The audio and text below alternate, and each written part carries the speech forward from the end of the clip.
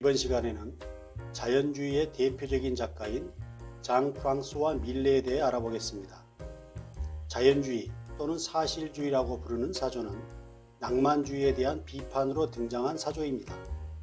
낭만주의는 작품의 소재를 현실의 세계보다는 주로 신화 속의 이야기를 대상으로 하였는데요. 1830년대 중반 자연에 있는 그대로의 모습을 꾸밈없이 그리려는 자연주의 사조가 등장합니다. 밀레는 가난한 농부의 아들로 태어났습니다. 한마디로 흙수저 출신인 거죠. 밀레는 프랑스 노르망디 지역의 소도시에서 생활은 궁핍하지만 신앙심과 사랑이 넘치는 가난한 농부의 집안의 장남으로 태어났습니다. 따라서 자연스럽게 어린 시절부터 농부들의 삶을 관찰하며 자라나게 되었죠. 나이가 들어 파리에서 그림 공부를 하다가 부친이 사망하자 가정을 책임지려고 그림을 그만두고 고향에 낙향하려 했으나 할머니의 강력한 권유로 계속해서 그림 공부를 합니다.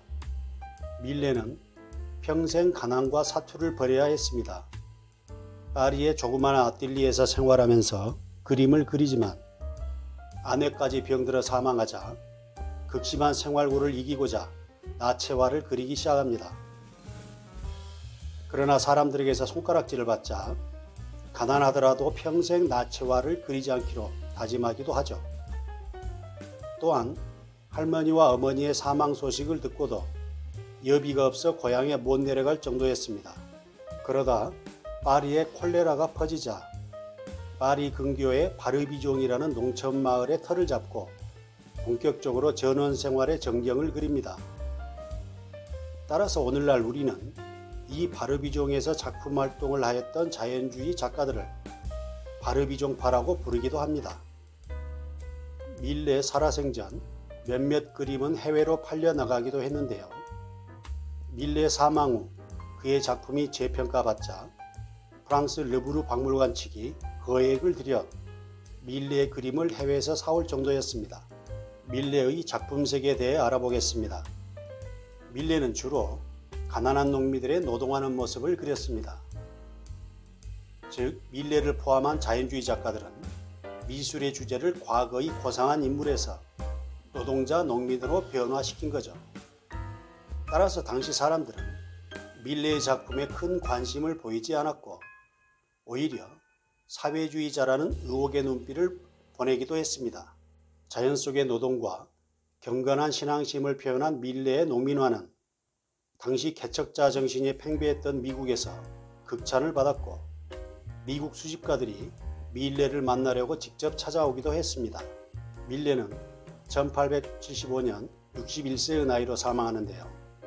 밀레의 열렬한 후원자이자 밀레와 같은 바르비종파 작가였던 테오도르 루소의 무덤 옆에 나란히 묻히게 됩니다. 루소와 밀레의 일화 한 가지를 소개해드리겠습니다.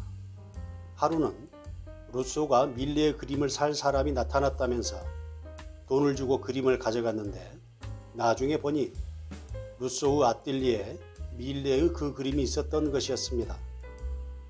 도움을 주되 밀레의 자존심을 지켜주려 한 루소의 배려였던 거죠. 밀레의 작품 몇 가지를 살펴보겠습니다. 먼저 씨 뿌리는 사람이라는 작품입니다. 봄철 씨를 뿌리는 사람의 힘찬 동작에서 밀레의 노동애찬을 엿볼 수 있는데요. 나중에 고흐가 이 그림에 착안하여 비슷한 작품을 그립니다.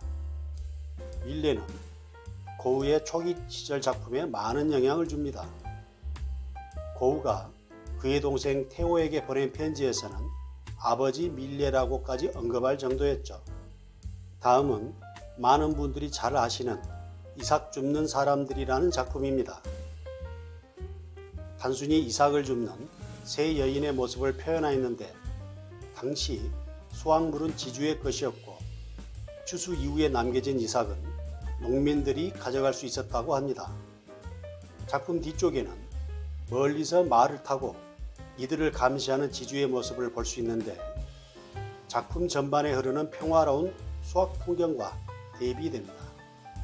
작품의 구도를 살펴보면 중앙 부분의 지평선을 약간 높게 그리고 이 높은 부분에 얼굴을 배치하여 자연스럽게 중앙으로 시선이 모아지도록 하였습니다. 다음은 만종이라는 작품입니다. 하루의 일이 끝난 다음 저 멀리 성당에서 울리는 종소리에 기도를 하는 부부의 모습입니다. 역시나 중앙의 지평선을 조금 높게 그리고 그 부분에 머리를 위치시켰네요. 이러한 구도는 밀레만의 독창적인 트레이드 마크인 셈입니다. 이 작품과 관련된 일화 한 가지를 소개해드리면 후대의 유명한 화가인 살바도르 달리는 밀레의 만종을 보고 왠지 감자 바구니에서 죽은 아이의 관이 느껴진다고 말한 바 있습니다. 나중에 기술이 발전하여 작품에 대한 정밀 엑스레이 검사를 해보니 실제로 바구니 주변에 직사각형 형태의 펜선이 있는 것이 확인되었습니다. 다만 이게 실제로 관을 그리려다 바구니로 바꾼 것인지 아니면 처음부터 단순히 바구니의 위치 구도를 잡기 위한 것인지는 불분명합니다.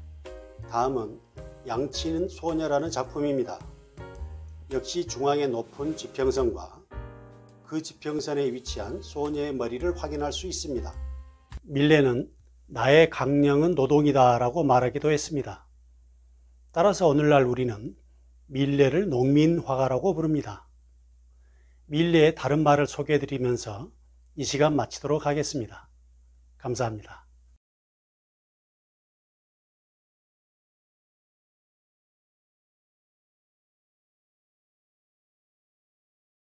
19세기 미술의 특징을 한마디로 정의한다면 혁명의 시대였다고 할 수 있습니다. 특히 프랑스에서는 프랑스 혁명의 영향으로 예술에서도 자유정신이 발현되어 몽마르트의 카페에서 미술의 이단화 사이에서 활발한 토론이 이루어지면서 다양한 사조가 등장하게 됩니다. 먼저 기품을 중요시하는 신고전주의에 대항하여 개인의 해방된 개성을 추구하는 낭만주의의 등장이 첫 번째 혁명의 물결이라고 한다면 자연에 있는 그대로의 모습을 꾸밈없이 그려내려는 자연주의가 등장한 것이 두 번째 혁명의 물결인 것이고 마지막으로 인상주의의 등장이 세 번째 혁명의 물결인 것입니다. 이러한 다양한 사조의 등장을 통해 미술의 중심축이 기존의 피렌체와 로마에서 파리로 이동하게 된 것이죠.